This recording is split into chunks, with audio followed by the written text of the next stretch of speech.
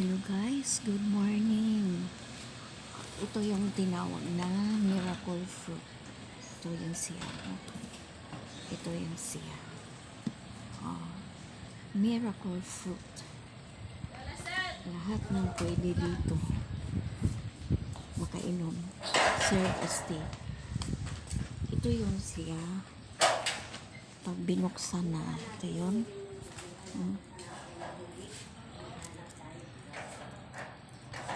Ito yun. Tapos, pudkurin natin ng ganyan. Ganyan.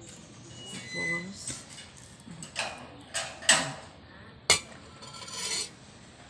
yan ang kinudkod natin. Yan siya, oh.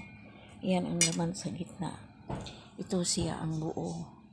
Tapos, pag naluto na, ito yung sabaw niya. Tapos, inumin mo either cold, either lukewarm. Ang ganda ng resulta, guys. Sa gustong magtanong, message lang kayo dyan. Comments lang kayo dyan. Okay? Thank you for watching. Have a nice day. Blessed New Year ahead.